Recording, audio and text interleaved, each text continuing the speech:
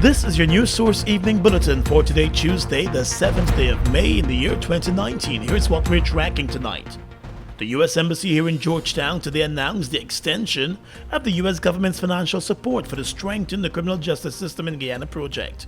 The U.S. government's support for the project started in 2016 and was expected to end this year. However, in a statement today, the U.S. Embassy said financial support for the project has been extended by 2 years until March of 2021. According to the Embassy, the highly successful project will continue to build the capacity of the Guyana Police Force, the chambers of the Director of Public Prosecutions, and other justice sector entities through training and technical assistance. The Embassy said the project has so far built the force's forensic video analysis capacity and has also provided training and technical assistance in case management, including major crimes, crime scene management, evidence management, and chain of custody and law enforcement supervisory skills. The embassy has committed an additional $850,000 to the project and extended the time frame to a total of 5 years. The total investment in the project will now stand at just over $1.7 million. The embassy's release added that the local mission has noted the work of the government of Guyana to ensure the security of its citizens, counter transnational crime, and increase effective and timely prosecutions, and is pleased to collaborate with Guyana on those efforts. The Justice Education Society of British Columbia, Canada, will continue to implement the project on behalf of the embassy. More news coming up in just a moment.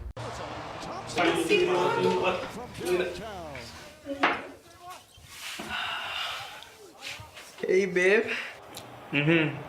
Hello? Is Don Me Credit just done? Buddy, you need to switch to GTT Fab 5.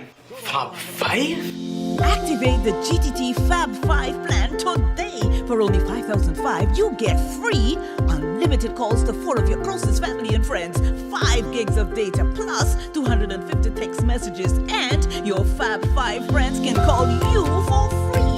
GTT Fab 5. Oh, yeah, I like the switch. Wicked Fab 5. The future is green. Let's help you experience the future with easy financing for your business or home. Be it for solar energy, water treatment recycling, water filters, energy saving appliances, or wind power projects. Enjoy competitive interest rates, fast approvals, and discounted lending services fees, low equity contribution, and flexible repayment. Visit us for details or go to www.gbtibank.com or email us at banking@gbtibank.com. GBTI, we see Guyana through your eyes. We are legions of men standing strong, but never too proud to stoop and help someone. We must send a clear signal to all. Do right, walk in upright ways, knowing that's what being a man is all about. And ever aware that things will only get worse when good men do nothing. Stand strong. Be the one to live right. Welcome back. A Guyanese man in New York City is facing a murder charge following the fiery death of his 3-year-old daughter. The young child, Zoe Pereira, was pulled from the back seat of her father's burning car on Sunday night in Springfield Gardens in Queens, New York. The father, Martin Pereira, who migrated from Guyana when he was young, was under police custody with burns to his body. New York police investigators are treating the case as a homicide. The girl was found strapped into her car seat at the back of the car, with the rear doors chained from the inside. Gas was also found splashed in the interior of the car, and according to investigators, a tank in the trunk of the car fed the flames. The child was pulled from the car by passers-by but died while being treated at a hospital. The father was taken at the same hospital but soon became a suspect after investigators unraveled details of the crime. The girl's grieving mother, Sharon Coleman, is quoted by media houses in New York as explaining that she broke up with the child's father a few months ago, and the two were involved in a custody dispute, but he gained weekend visitation rights to the child. He reportedly collected the child on Saturday, According to reports out of New York, on Sunday the man contacted one of his relatives, informing the family member that he was about to do something to the child. The family member immediately contacted the girl's mother, and the woman contacted the police. It was while she was at the police station that news of the vehicular fire involving the child came in. As the grieving mother told the Daily News on Monday in New York, Pereira had indicated that he was planning to hurt the child. He told the mother that she will never see the daughter again. The investigation into the incident is ongoing. Well, less than a month after the U.S. extradited a Guyanese-born U.S. citizen to face murder charges in New York, the U.S. government has filed another extradition request. At the Georgetown Magistrates Court this afternoon, ex-policeman 34-year-old Sean Neblett appeared before Magistrate Faith McGusty, where the U.S. government through the DPP chambers formally requested his extradition. Neblett is wanted in the U.S. in connection with a drug trafficking matter. Details of the matter were not made known in court today. However, it was requested that the accused be remanded until the outcome of the extradition case. The accused, Sean Neblett, told the court that he is unaware of any charges that he is facing in the U.S. He said he was arrested 8 days ago and has been in police custody since then.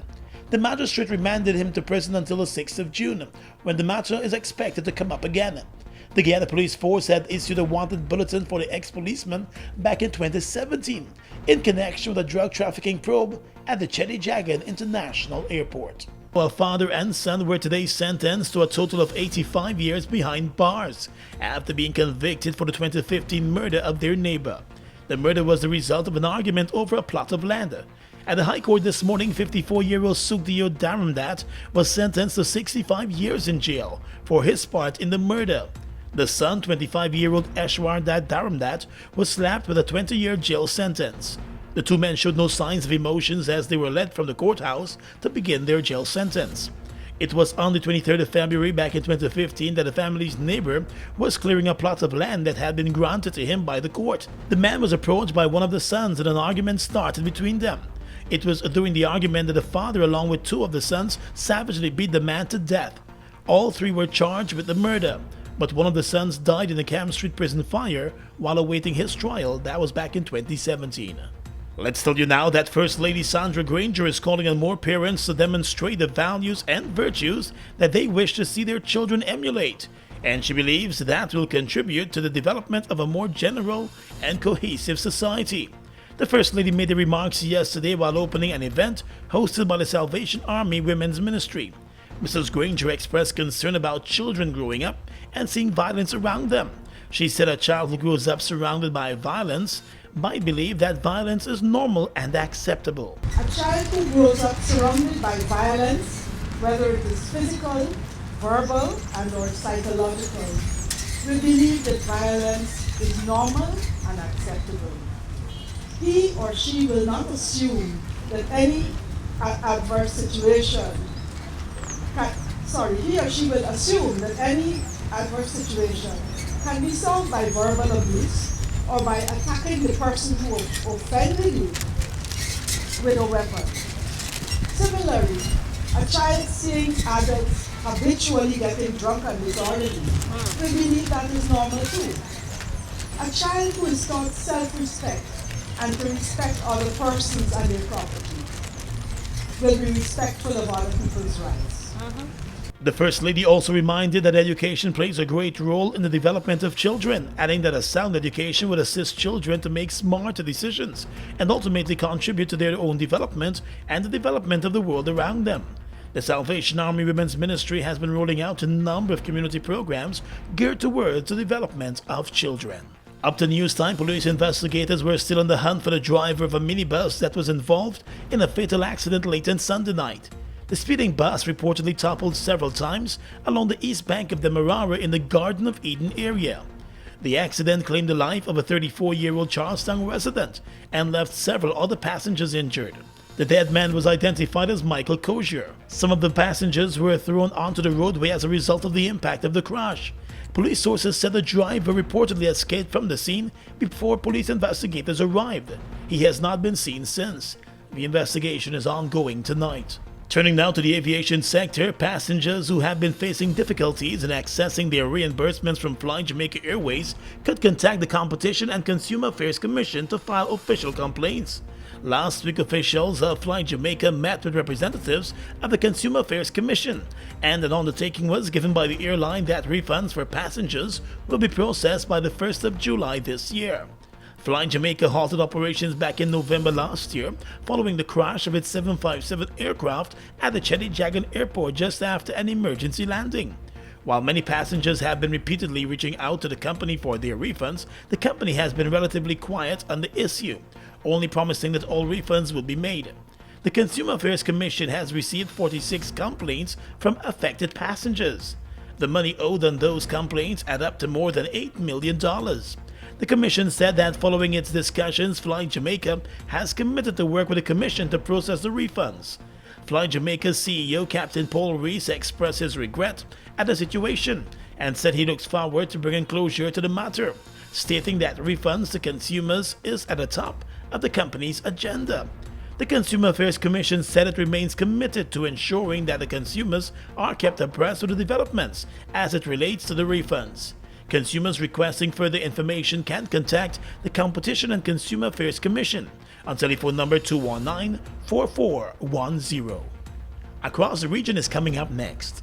Friends with benefits! Let's be friends with benefits. The craziest concert to hit Guyana! Friday, 24th of May, 2019! We head to DCC ground! Let's give Street Queenstown! Friends with benefits! Motor gasoline grades are determined by the octane rating of the fuel. The octane rating of a fuel is the standard measure of the performance of a motor gasoline. Guy Oil's Super 95 gasoline is a high-octane premium gasoline. Fuel up and drive with Super 95 from Guy Oil. Somebody say block party! The last Inhale Soca Block Party was a definite hit. There was like these fire breathers and stuff like that. Like they had conga lines and the whole vibe for the party was just perfect. We had a blast.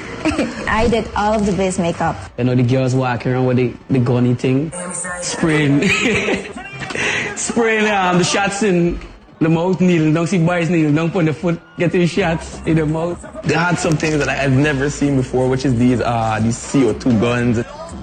They literally had like a mosh pit in front of the stage.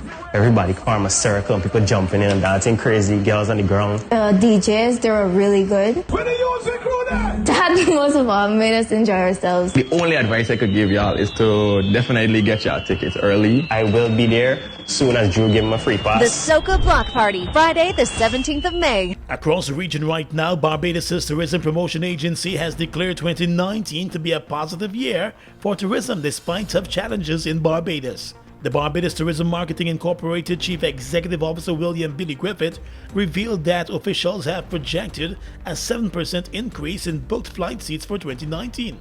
Speaking to the media at the just concluded annual Connect Barbados conference, he disclosed that a destination which attracts 1.3 million seats annually has seen a 20% increase in the US market, an 8% rise in Canada, and a 5% increase from the United Kingdom.